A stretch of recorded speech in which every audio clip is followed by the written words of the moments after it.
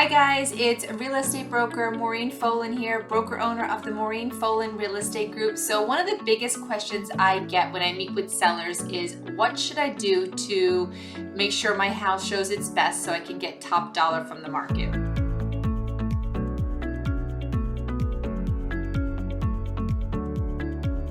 So a couple of things that I would absolutely suggest is, one, you want to declutter.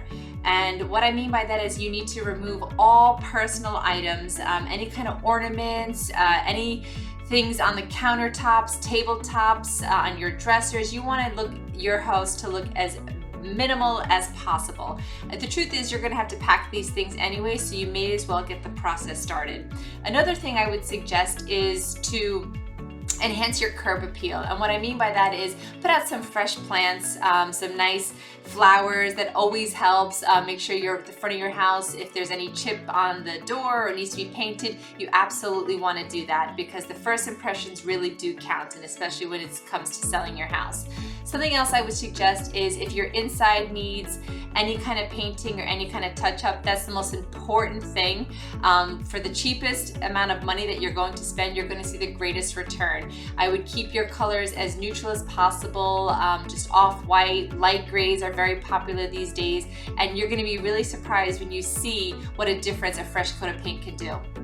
Something else you may want to consider is if there are old carpets, I would highly advise getting rid of those old carpets, because the truth is the buyer is going to remove them. And secondly, old carpets a lot of times have stains and smells that are associated with them. So if you can get rid of them and just kind of sand out the floors or even put down a fresh carpet, that is much better than leaving old stained carpets, because buyers look at that and the first thing they think is this house needs a ton of work. So those are a few suggestions on what I would make. You don't want to spend big money in terms of renovating kitchens and bathrooms.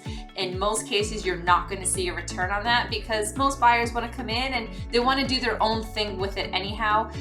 You may choose white cabinets, but the new buyer coming in may not like those colored cabinets. So for the amount of effort and money that you're going to spend, it would not pay you and you would not see a return on that. So you're best just to sell it as is and leave that for the new buyer to come in. Just focus on the items that I explained to you, and you are going to spend minimal money to see the greatest return on those investments. Okay? If you have any other real estate questions, feel free to reach out to me. I'm here to be of service. All the best. Bye-bye.